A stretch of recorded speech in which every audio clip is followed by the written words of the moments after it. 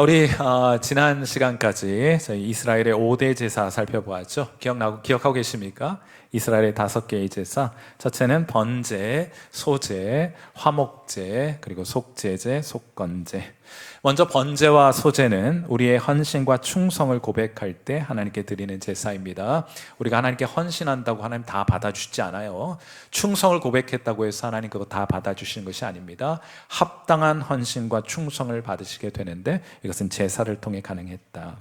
화목제는 하나님과의 친밀한 사귐을 바랄 때 드리는 제사였고요. 하나님 곁에 오래도록 머물고 싶습니다. 다 받아주시는 것 아니에요. 하나님께서 합당한 자들에게 하나님과 함께하는 은혜를 베풀어 주시는 겁니다. 화목제는 그럴 때 드리는 것이고, 속죄제는 우리의 죄로 더럽혀진 성소를 정결케 해서 하나님의 임재와 예배를 회복하고자 할 때, 그리고 마지막으로 속건제는 타인에게 입힌 피해를 배상하는 것이 강조된 크리스천들의 사회적인 책임을 강조하는 제사가 바로 속건제라는 제사였습니다. 그리고 이 제사의 완성이 예수 그리스도의 십자가 위에서 다 이루어진 거예요. 구약의 제사는 사람이 하나님께 예배를 드립니다. 그런데 신약에서는 그리스도께서 이 제사를 완성하신 이 제사를 하나님께 이미 십자가 위에서 올려드리시게 된 거예요. 이것이 오늘 설교의 첫 번째 요점입니다. 이 제사의 완성이 예수 그리스도의 십자가 위에서 온전히 구현되었다 하는 겁니다. 구약의 제사는 장차 올 것의 그림자입니다.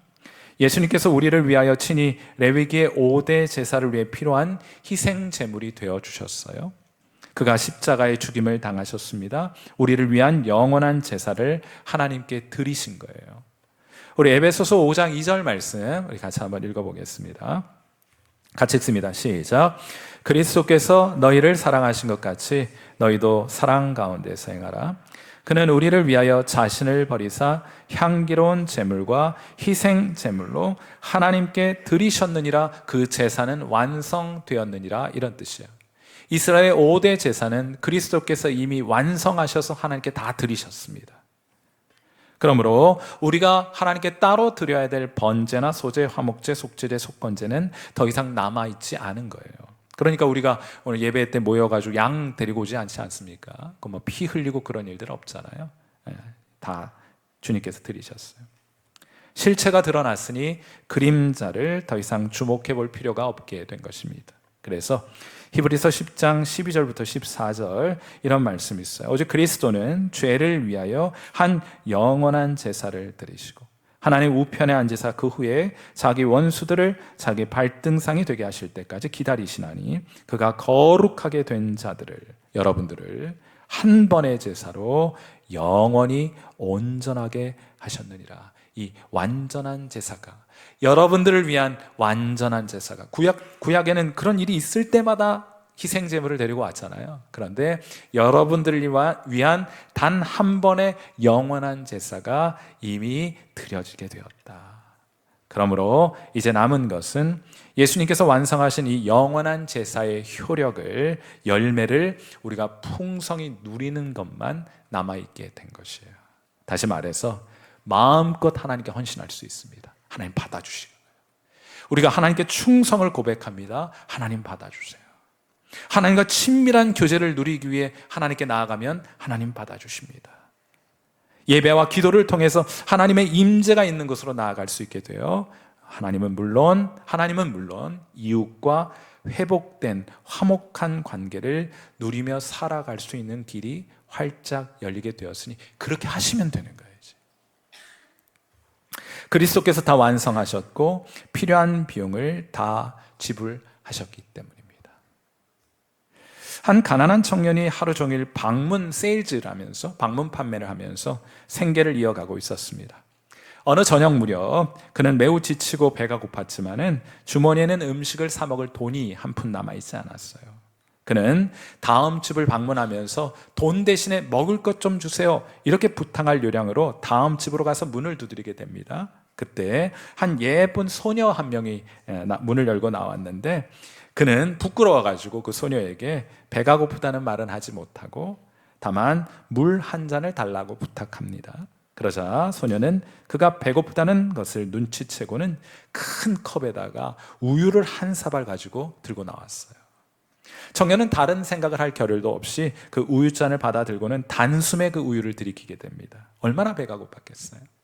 그리고는 얼마를 줘야 되는지, 그 한 잔의 우유 값으로 얼마를 줘야 되는지 소녀에게 묻습니다. 그러자 소녀가 대답하죠. 우리 엄마는 친절을 베풀면서 돈을 받지 말라고 가르쳐 주셨어요. 청년은 이 말에 큰 감동을 받습니다. 그리고 이 일이 있고 나서 10수년의 세월이 흘렀고, 이때 우유 한 잔에 친절을 베푼 이 소녀가 큰 병에 걸리게 되었습니다. 그 도시의 병원에서는 이 병을 치료할 수가 없어요. 다행히 그녀의 주치의는 그녀의 병을 고칠 수 있는 저명한 의사를 한 명 추천해 주게 되었습니다. 그가 바로 이 소녀로부터 한 잔의 우유를 받아 마셨던 하워드 켈리 박사였어요. 이 소녀와의 만남 이후로 이 켈리 박사는 더욱 열심히 공부했고, 결국 산부인과 분야에 있어서 거의 독보적인 존재로 명문 존스 홉킨스 대학 창설 멤버가 되기도 했던 분이에요. 의학계에서는 정말 거장인 분이신데 이분이 그렇게 되었어요. 아무튼 박사는 환자를 보고서 첫눈에 단번에 그녀가 우유를 건네주었던 그 소녀인 것을 알아보게 되었습니다.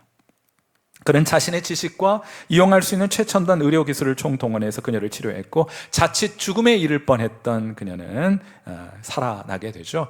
그 병으로부터 고침받게 됩니다. 그리고 회복하고 그녀가 퇴원을 하게 되었을 때쯤 그녀는 아마 어마어마한 치료비를 예상하면서 청구비를 열어보았습니다. 저도 미국에 있을 때 응급실도 가보고 병원에도 가봤는데 정확하게 한국에서 지불하는 비용이 10배 내신다고 생각하면 돼요. 타이레놀 4잔 먹고 40만 원 냈으니까 그 정도 되는 거예요. 한 잔 먹을 때마다 10만 원씩 먹는 거예요. 타이레놀 먹고 40만 원 내고 나왔던 기억이 있어요. 그러니까 10배 낸다 생각하시면 되는데, 수술 한 번 하면 어마어마한 비용이 청구가 됩니다. 그런데 이제 그녀가 얼마나 많은 비용이 청구되었을까 하는 마음으로 청구서를 열어보았어요. 그랬더니 그 청구서에는 실제로 이렇게 쓰여 있었다고 합니다. 뭐라고 되어 있느냐? 청구비, 치료비 총액 우유 한 잔으로 이미 지불되었음. 사랑하는 성도 여러분, 우리 예수님은 우리의 영혼의 의사이십니다. 우리의 질병을 고치시는 우리 몸의 의사이시기도 해요. 우리 인생을 고쳐주시는 의사이시기도 합니다.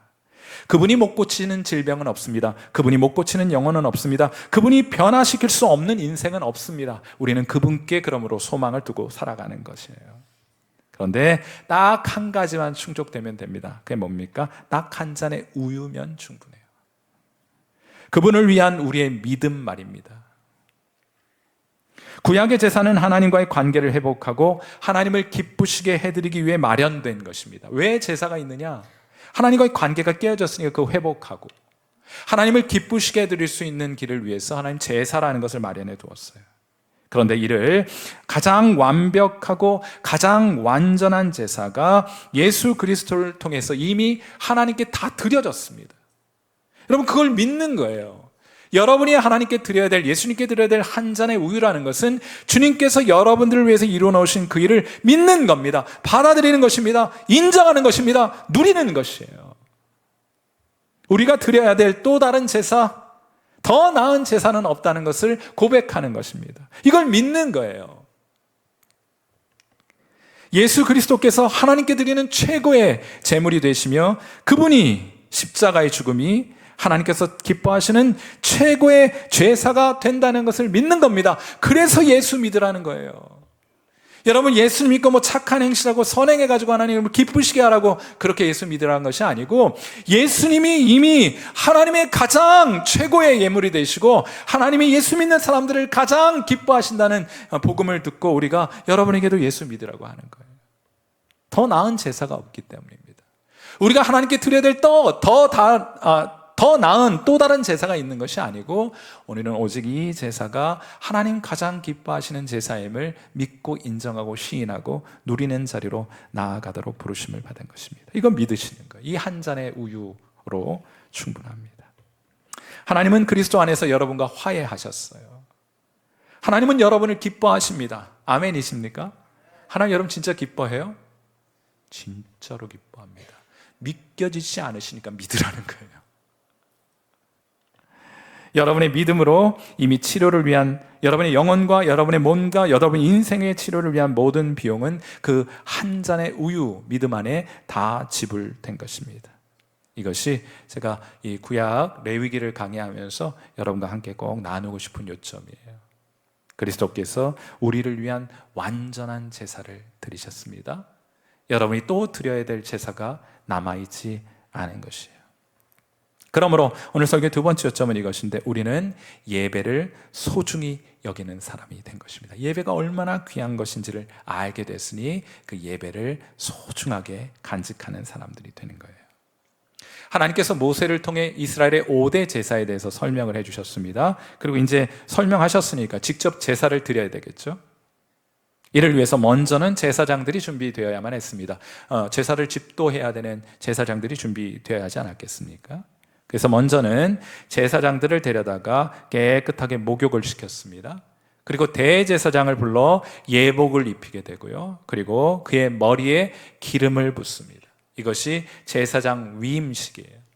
대제사장의 예복을 입고 머리에 기름을 부음받은 이후에는 제사장들, 저 그림에 보시면 하얀색 옷을 입고 있는 제사장들이 있죠. 그들에게 제사장의 예복을 입혀주게 됩니다. 그리고 나서 제사장들을 위한 제사를 드리게 돼요. 이때 속죄제, 번제, 그리고 화목제가 드려졌다고 성경이 기록합니다. 오늘 본문 레위기 9장 22절 말씀 같이 한번 읽어볼게요. 제사장들을 위해서 어떤 제사가 드려졌는지 한번 봅니다. 같이 읽어요. 시작. 아론이 백성을 향하여 손을 들어 축복함으로 속죄제와 번제와 화목제를 마치고 내려오니라. 그 번제단에서부터 내려왔다. 어떤 제사를 드리고요? 속죄제, 번제, 화목제. 이스라엘의 5대 제사 가운데 3개의 제사를 드렸습니다. 그런데 출애굽기의 말씀에 따르면 이런 언급이 있어요. 뭔가 하면 이때 번제단의 제물을 바치게 될 때 무교병과 기름 바른 과자와 전병을 가져다가 그 제물 위에 놓고 함께 태워 하나님께 올려드렸다, 이런 표현이 있거든요. 그것을 무슨 제사라고 그럽니까? 곡식을 하나님께 드리는 제사를 뭐라고 그래요? 소제라고 부르죠. 그러니까 제사장들을 위해서는 번제, 소제, 화목제, 속죄제가 드려진 것이에요. 단 하나의 제사가 드려지지 않았습니다. 속건제가 드려지지 않았어요. 나름대로 이유를 제가 생각해 보자면 그것은 아직 제사장의 직무가 시작되지 않았기 때문에, 제사장으로서 다른 사람들에게 피해를 끼친 일이 아직 발생하지 않았잖아요. 그러니까 제사장들을 위한 속건제는 아직은 필요하지 않았기 때문에 이스라엘의 5대 제사 가운데 4개의 제사, 번제, 소제, 화목제, 속죄제가 하나님께 제사장들을 위해서 드려지게 되었다. 자, 이렇게 제사를 다 드리고 난 이후에 제사장의 위임식을 마치고 나서 모세와 아론이 제사장 위임식을 지켜보기 위해 회막 주위를 온통 둘러싸고 있는 백성들을 향해 손을 들고 그들을 축복하게 됩니다. 아마 이런 내용이었을 거예요. 민수기 6장 24절부터 26절 말씀 우리 같이 읽습니다. 어떤 상황인지 이제 아시겠죠? 제사장이 위임을 됐어요. 임명이 되었습니다. 이제 그들이 제사장으로 임명돼서 가장 먼저 했던 일은 하나님의 백성을 축복했던 일이에요. 두 손을 높이 들고 그들을 축복하여 축도하였습니다. 어떤 내용이었을까? 같이 읽습니다. 시작. 여호와는 내게 복을 주시고 너를 지키시기를 원하며 여호와는 그의 얼굴을 내게 비추사 은혜 베푸시기를 원하며 여호와는 그 얼굴을 내게로 향하여 드사 평강 주시기를 원하노라. 아멘. 하나님께서 이 제사장들을 통해서 하나님의 백성들을 축복하게 하셨는데 하나님의 은혜와 평강이 너희에게 있을지어다 거예요. 그래서 사도 바울이 편지를 쓸 때마다 그 편지의 수신자들을 향하여 하나님의 평강과 은혜가 너희에게 있을지어다 하고 제사장으로서의 정체성을 가지고 그 편지를 받아보는 사람들을 축복하고 있었던 거예요. 사도 바울의 서신서를 보면 하나님의 은혜와 하나님의 평강이 너에게 있을지어다. 아멘. 이런 인사말이 꼭 들어가잖아요. 이 내용의 반영이라 말할 수 있겠습니다. 저도 오늘 이 자리에 함께한 여러분, 우리 현장에서 예배를 드리거나 유튜브 상에서 예배를 드리는 여러분을 축복합니다. 하나님께서 저 하늘의 풍성한 은혜와 평강을 여러분과 여러분 가정에 가득히 부어주시되 폭포수와 같이 부어주시고 차고 넘치도록 부어주시게 되기를 주님의 이름으로 축원해 드립니다. 여러분, 이렇게 축복하고 축도하게 되자 어떤 일이 벌어졌느냐? 이런 놀라운 일이 벌어졌는데, 이게 제가 두 번째 요점으로 강조하고 싶은 거예요. 레위기 9장 24절 말씀. 어떤 일이 일어나느냐? 이거 한번 같이 읽어봐요. 시작. 불이 여호와 앞에서 나와 제단 위에 번제물과 기름을 사른지라 온 백성이 이를 보고 소리 지르며 엎드렸더라. 아멘. 이스라엘의 성전에는, 성소에서는 날마다 하나님을 향한 제사가 드려졌고 번제단의 불이 꺼지지 않았습니다. 그 번제단의 불의 기원이 어디냐? 바로 레위기 9장 말씀입니다. 하늘에서부터 떨어진, 번제단에 떨어진 그 불을 제사장들이 보존하여 날마다 하나님을 예배하고 있었던 것입니다. 오늘 장면 이후에 이스라엘 제사에 있어서 이 불이라고 하는 것이 매우 중요한 이슈가 되었어요. 왜냐하면 이스라엘의 제사장들은 이 장면에서 번제단에 떨어진 이 불을 꺼지지 않도록, 꺼뜨리지 않도록 각별한 주의를 기울여야 했기 때문이었습니다. 레위기 6장 12절 말씀, 이 말씀도 같이 읽어요. 시작. 제단 위의 불은 항상 피워 꺼지지 않게 할지니 제사장은 아침마다 나무를 그 위에서 태우고 번제물들을 그 위에 벌려놓고 화목제의 기름을 그 위에 불사를 치며 아멘. 번제단의 불이 꺼지지 않게 하라. 이것이 제사장들에게 주신 하나님의 명령입니다. 그들이 어떤 옷을 입고 있는 것보다 훨씬 더 중요한 것은 제사를 통해서 하나님의 백성이 하나님과 회복된 관계를 누릴 수 있게 하기 위해서 가장 필요한 번제단의 불, 너희는 꺼뜨려서는 아니 되는 것이다 하고 말씀을 하시는 거예요. 그런데 여러분, 흥미로운 것은 이 번제단이라고 하는 것은 하나님을 향한 예배를 상징하는 사물이에요. 제단의 불은 하나님이 붙여주십니다. 그러나 그 불이 꺼지지 않도록 하는 것은 우리가 해야 할 일인 것을 가르쳐주고 계신 거예요. 사랑하는 성도 여러분, 예배는 우리가 드리고 싶을 때 드리고 마음 내키지 않으면 드리지 않아도 되는 그런 것이 아닙니다. 예배는 성도들의 신앙생활의 심장과도 같은 거예요. 그런데 심장이 자기 원할 때만 뛰고 피곤하고 마음 내키지 않는다고 멈춘다면 여러분 어떻게 되겠습니까? 큰일 납니다. 생존의 위협을 받게 되는 거예요. 그건 엄마와 아빠 노릇도 마찬가지 아닙니까? 부모 노릇은 자식이 잘할 때만 하는 것 아닙니다. 자식들 말 안 듣고 속 썩여도 부모는 부모 노릇하기를 중단하지 않습니다. 왜냐하면 그것이 부모의 사명이자 부모의 특권이고 부모의 자랑이기 때문이에요. 잘하면 좋죠. 못해도 부모 노릇하기를 중단하는 부모는 없습니다. 우리가 보통 운동 같은 걸 할 때 자기 하고 싶을 때만 하는 사람들을 뭐라고 불러요? 아마추어라고 불러요. 아마추어. 프로는 어떤 사람들입니까? 프로는 하기 싫어도 하는 사람이에요. 왜냐하면 해야 할 일이 있기 때문입니다. 이루어야 할 목표가 있기 때문입니다. 그들은 자신의 감정이나 기분, 이런 조건, 상황 따지지 않습니다. 언제나 그 자리를 지켜 그 일을 감당하고 있는 사람들을 일컬어 프로라고 부르는 거예요. 예배를 드리는 예배자에게도 아마추어 예배자가 있습니다. 드리고 싶을 때 드리는 거예요. 상황 될 때, 여건 될 때만 드리는 예배자를 성경은 아마추어 예배자라고 하는데, 그런 예배자는 성경엔 존재하진 않아요. 하나님은 우리가 프로 예배자가 되기를 기대하십니다. 사랑하는 성도 여러분, 저와 여러분이 하나님 앞에 한결같은 마음으로, 프로페셔널한 마음으로 하나님을 예배하는 예배자 되시기를 주님의 이름으로 축원해 드립니다. 레위기 6장 13절이 저와 여러분을 향한 하나님의 명령이에요. 같이 읽습니다. 시작. 불은 끊임없이 제단 위에 피워 꺼지지 않게 할지니라. 여러분에게 붙여주신 그 예배의 불은 여러분이 관리하여 예배의 불이 꺼지지 않게 하는 귀한 은혜 있게 되기를 주님의 이름으로 축원해 드립니다. 제가 개그맨 전유성 씨 이야기가 너무 통찰력이 있어가지고 제가 여러분에게 자주 안내하고 소개해드린 바 있을 거예요. 자기가 결혼할 때 청첩장에, 우리는 결혼할 때 뭐 오셔서 우리의 뭐 결혼을 축복해 주시고 뭐 등등 쓰잖아요. 이분은 자기 청첩장에 딱 한 문장 썼습니다. 어떤 문장 썼어요? 비가 와도 합니다. 청첩장에 그거 딱 하나 쓴 거예요. 비가 와도 합니다. 무엇도 우리의 결혼을 방해할 수 없습니다. 우리는 어떤 경우에도 결혼할 것입니다 하는 것을 통찰력 있게 한 문장으로 적어놓은 거예요. 비가 와도 합니다. 이건 참 멋진 말이라 생각했어요. 성도도 예배에 대하여 이렇게 고백할 수 있어야 합니다. 비가 와도 합니다. 비가 와도 우리는 하나님을 예배합니다. 눈이 와도 바람이 불어도 하나님 예배합니다. 우리는 하나님을 예배하는 예배자입니다 하는 마음이에요. 여러분, 첫 단추를 잘 깨셔야 돼요.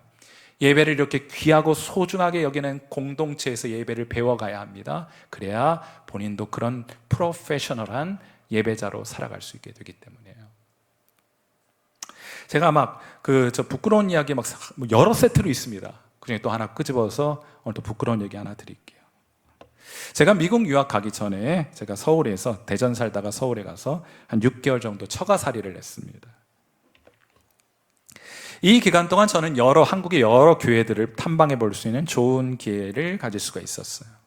그런데 어느 주일을 맞이해서 쌍문동에 있는 높은 뜻 숭의교회라는 교회를 방문하기로 했습니다. 당시 김동우 목사님이 담임 목회자로 계셨는데 그 교회를 방문해 보기로 했어요. 그런데 하필 높은 뜻 숭의교회 가는 그 주일날 아침 아내와 심각하게 다퉜습니다. 무엇 때문에 다퉜는지 기억이 나지는 않은데 분명한 것 한 가지는 세계 복음화와 선교 전략 때문에 의견 차이가 발생해서 싸운 것 같지는 않다. 이것만큼은 분명한 것 같아요. 아무튼 제가 화가 단단히 나가지고 아내와 함께 예배를 드리러 갈 그런 기분이 아니었습니다. 그런데 제가 누굽니까? 제가 이래봬도 프로 예배러예요. 그래서 홀로 3살짜리 아들을 끌어안고 지하철을 타고 교회로 향했습니다. 지하철을 안고 지하철을 한참 타고 가고 있는데 아들을 봤는데 말이죠. 아들이 신발이 없는 거예요. 제가 깜빡하고 신발 신겨 나오는 것을 잊어버린 겁니다. 지금 같았으면 길 가다가 슬리퍼라도 하나 사서 신겼을 텐데 그땐 그런 주변 머리가 제게 없었어요. 게다가 자존심 때문에 집으로 돌아가기는 더 싫었습니다. 그래서 아들을 안고 지하철을 타고 저희 집에서 1시간 걸렸어요. 지하철로만 1시간 쌍문역에 내렸습니다. 지금도 잊을 수 없는 그 쌍문역. 내리자마자 고바위길을 급경사의 길을 얼마나 올랐는지 높은 뜻 숭의교회는 뜻만 높은 것이 아니라 위치도 상당히 높더라는 것을 몸소 깨닫게 되었어요. 얼마나 힘들었는지 그걸 안고요. 얼마나 힘들었는지 아들을 안고 집으로 돌아온 길은 제 기억에 없습니다. 얼마나 힘들었는지 기억나지 않고 그 교회는 다시는 그날 이후로 가지 않았어요. 사랑하는 성도 여러분, 말씀드렸던 것처럼 신앙에 있어서 예배는 심장과도 같은 거예요. 심장은 기분, 감정 상황에 따라 뛰거나 멈추는 것이 아닙니다. 심장은 그냥 뛰고 있는 거예요. 언제나 뜁니다. 그러므로 성도는 비가 와도 부부싸움을 해도 심지어 목에 칼이 들어와도 하나님을 예배하는 사람입니다. 그것이 예수 믿는 참된 도리라고 믿습니다. 다니엘서 6장 10절 말씀 보세요. 성경에 등장하는 하나님을 예배하는 예배자들은 모두 이러한 모습으로 하나님을 예배합니다. 같이 한번 다니엘서 6장 10절 말씀 읽습니다. 시작. 다니엘이 이 조서에 왕의 도장이 찍힌 것을 알고도 자기 집에 돌아가서는 윗방에 올라가 예루살렘으로 향한 창문을 열고 전에 하던 대로 하루 3번씩 무릎을 꿇고 기도하며 그의 하나님께 감사하였더라. 아멘. 사랑하는 성도 여러분, 우리도 이렇게 하나님을 예배합시다. 제단의 불이, 여러분 예배의 재단의 불이 꺼지지 않게 하시기를 주님의 이름으로 축원해 드립니다. 그냥 아마추어 예배자 말고 프로페셔널한 예배자 될 수 있기를 이 아침 주님의 이름으로 축원해 드립니다. 우리는 비가 와도 하나님을 예배합니다. 부부싸움해도 예배합니다. 비가 와도 눈이 와도 바람 불어도 우리는 하나님을 예배하는 영적 프로페셔널들인 줄 믿습니다. 그런 귀한 예배의 은혜가 저와 여러분에게 있게 되기를 주님의 이름으로 축원해 드립니다. 우리 마지막으로 우리는 예배를 통해 하나님을 만나게 됩니다. 여러분, 이스라엘에게 제사가 필요했던 것은 이 시내산 정상에서 모세가 호렙산 정상에서 하나님을 시내산 정상에서 만나게 되었을 때 이스라엘 백성은 산 아래에서 뭘 하고 있었어요? 우상 숭배하고 있었잖아요. 그 즉시 하나님께서 이스라엘 백성과의 관계 회복을 위한 제사를 마련해 제공해 주시게 된 것입니다. 자, 우리에게 제사가 필요했던 것은 죄 때문이다. 이사야서 59장 2절 말씀도 같이 한번 읽습니다. 시작. 오직 너희 죄악이 너희와 너희 하나님 사이를 갈라놓았고 너희 죄가 그의 얼굴을 가리어서 너희에게서 듣지 않으시게 함이니라. 아멘. 사람들이 하나님이 살아계시다는 것을 알지 못하는 이유가 있어요. 하나님이 없다 그래요. 하나님이 살아계신 것을 알지 못해요. 그것은 하나님이 계시지 않기 때문에 경험되지 않는 것이 아니라 죄 때문에 멀어져서 하나님을 느낄 수 없게 되었기 때문입니다. 죄가 그들과 하나님 사이를 갈라놓았기 때문에. 그럼 어떻게 해야 여러분이 하나님을 볼 수 있고 그분의 음성을 들을 수 있겠습니까? 여러분이 어떻게 해야 하나님을 만날 수 있겠습니까? 어떻게 하면 됩니까? 여러분과 하나님 사이에 있는 그 죄를 제거하면 되는 겁니다. 관계는 회복되는 거예요. 이를 위해서 제사를 드리는 사람이 희생제물에 두 손을 모아서 안수합니다. 내 죄가 이 짐승에게 옮겨져 그 짐승이 나를 위해 대신 죽임을 당합니다. 이 죽음의 의식을 통해서 제사를 드리는 사람은 하나님과의 관계가 회복되었던 것처럼 여러분은 두 팔을 벌려 우리를 위한, 여러분을 위한 희생 제물이 되신 예수 그리스도를 꽉 하고 끌어안을 수 있게 되기를 바랍니다. 놓치지 말아요. 내 죄가 주님께 전달되도록, 그리하여 주님께서 내 죄를 위해 대신 죽으실 수 있도록 주님을 꼭 붙들어 그분께 여러분의 죄를 전달해 드릴 수 있게 되기를 바랍니다. 염치 없지만 여러분의 죄를 모두 예수님께서 가져가 주실 것을 부탁하세요. 그 부탁도 사치스러운 표현이라면 아주 뻔뻔하게 예수님께 던져버리세요. 그리고 여러분은 이제 용서받은 죄인으로 이제 하나님께로 나아가 하나님과의 회복된 관계를 누리시는 귀한 은혜 있게 되기를 바랍니다. 하나님과 화목하세요. 처음엔 잘 화목하라고 말씀을 드려도 이게 잘 안 될 줄 몰라요. 그러니까 처음에는 화목한 척이라도 하세요. 진짜 화목해져 가게 될 것입니다. 그분을 위해 헌신하고 충성을 다하십시오. 주변 사람들과의 깨어진 관계를 회복해 가십시오. 꼭 기억하세요. 제사의 키워드는, 예배의 키워드는 회복입니다. 하나님과의 깨어진 관계의 회복이 예배의 궁극적인 목적이 되는 거예요. 그래서 레위기 9장 4절에 이런 말씀이 있습니다. 같이 한번 읽어요. 같이 읽습니다. 시작. 또 화목제를 위하여 여호와 앞에 드릴 숫소와 순양을 가져오고 또 기름 섞은 소제물을 가져오라 하라. 오늘 여호와께서 너희에게 나타나실 것임이니라. 올바른 제사가 하나님께 드려지게 되었을 때 오늘, 언제요? 오늘 그 예배를 드리는 그 자리 하나님께서 너희에게 나타나실 것이다. 또 레위기 9장 6절엔 이런 말씀이 있습니다. 모세가 이르되 이는 여호와께서 너희에게 하라고 명령하신 것이니 여호와의 영광이 너희에게 오늘 나타나게 될 것이라. 아멘. 사랑하는 성도 여러분, 세상에는 살아가는 방식이 두 가지 방법이 있어요. 세상을 살아가는 방법 크게 두 가지가 있습니다. 하나는 하나님 없이 살아가는 거예요. 하나님 없이 홀로 인생을 살아가야 하기 때문에 모든 것을 혼자 해결해 가야 합니다. 공부 열심히 해서 좋은 대학 가서 좋은 직장 가 돈 많이 벌어야 합니다. 혼자 살아가니까 그렇게 마땅히 해야 되는 거예요. 혼자 살아가는 사람, 하나님 없이 살아가는 사람들은 다 그렇게 살아가잖아요. 치열하게 경쟁합니다. 혹시 나만 뒤처지는 것은 아닌가 싶어서 늘 불안해요, 염려해요, 두려워하고 있어요. 여러분 아닌 것 같아도 다 마찬가지예요. 성도도 세상의 길로 쫓아가면 불안합니다, 염려됩니다, 두려워하고 있는 거예요. 아닌 척하고만 있을 뿐 그들의 심령은 염려하고 불안해하고 두려워하고 걱정하고 있어요. 죽음의 증상을 경험하며 오늘을 살아가게 됩니다. 그런데 그런 방식만 있는 건 아니에요. 인생을 살아가는 또 다른 방식이 있습니다.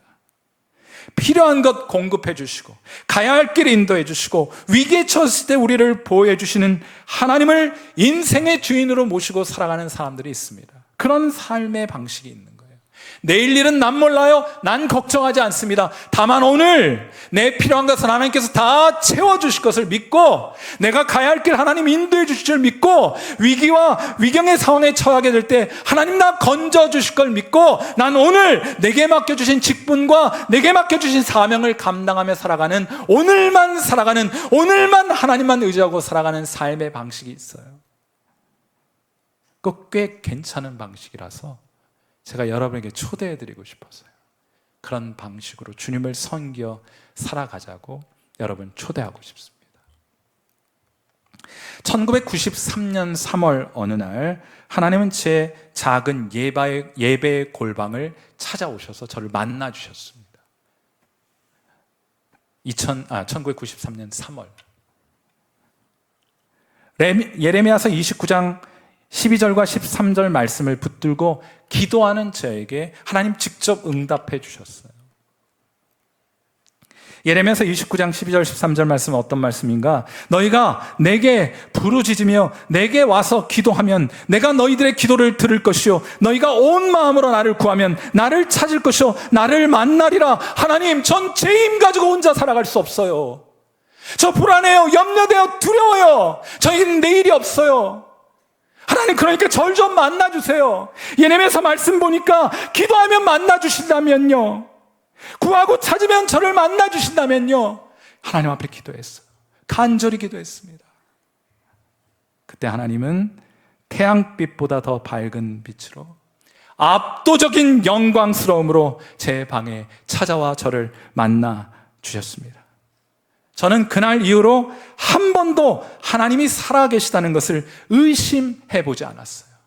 하나님은 명확하고 분명하게 살아계셔서 나와 함께 하신다. 그날 이후로 단 한 번도 의심해 본 적이 없습니다.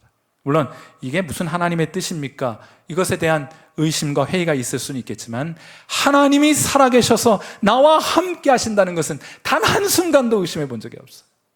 너무나 명확하게 하나님 저를 만나 주셨기 때문입니다. 지금부터 32년 전 일이에요. 이 일을 계기로 해서 제가 인생을 살아가는 식을 바꾸었습니다. 아니, 바뀌어졌어요. 그런 삶이 사라졌어요. 살아내는 게 아니고 그냥 사라졌어요.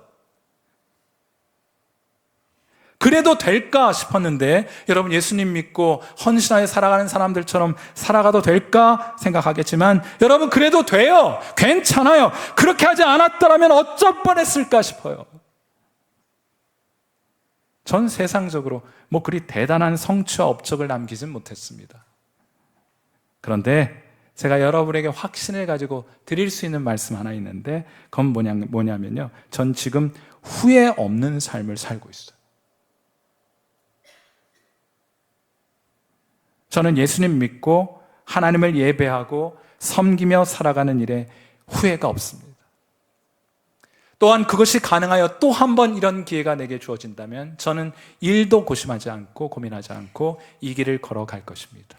저는 주님을 따라 섬겨 살아가는 삶에 후회가 없습니다. 저는 이 길 외에 달리 갈 길도 없어요. 제 퇴로는 이미 불살라 차단되었습니다. 저는 주님만 바라고 섬겨 살아갈 뿐이에요. 그래서 오늘 이 아침에 여러분을 이 후회 없는 삶에 초대하고 싶습니다. 어떠한 경우에도 하나님을 예배하는 삶, 하나님을 주인으로 모시고 하나님을 섬기며 살아가는 삶, 이 거룩하고 영광스러우며 후회가 남지 않을 이 삶으로 여러분을 초대합니다. 아니, 하나님이 여러분을 그 삶으로 초대하세요. 여러분은 어떻게 반응하시겠습니까? 우리 함께 기도하겠습니다. 자, 우리 반주 들으시면서 함께 기도해요. 우리를 위해 희생 제물이 되신 예수님 때문에 우리 이제 하나님께 나아갈 수 있는 길이 열린 것입니다. 그 외에 다른 것 때문이 아니에요. 예수님 때문입니다. 예수님을 떠나서는 우리는 하나님 앞에 절대로 나아갈 수가 없어요. 그러니 오늘도 예수님 손을 꼭 붙들고 하나님 앞에 나아갑니다. 하나님, 오늘 우리는 우리에게 주시는 하나님의 말씀을 따라 우리 예배의 제단에 불이 꺼지지 않게 하겠습니다. 우리 평생에 하나님을 예배하며 살겠습니다. 주님 더 깊이 사랑하고 주님 섬기어 살아가겠습니다. 후회 없는 인생을 살아가겠습니다. 그렇게 하나님께 여러분의 마음을 한번 고백해 보세요. 우리 하나님께서 여러분의 마음을 받아주실 겁니다. 평생 하나님을 예배하며 가장 감격스럽고 영광스러운 삶을 살아갈 수 있도록 인도해 주실 거예요. 내일 일은 난 몰라요. 난 오늘 하나님만 예배하며 살 것입니다. 이런 마음 담아서 이 시간 하나님 앞에 우리의 마음을 고백해 드리는 시간 같습니다. 함께 기도하겠습니다.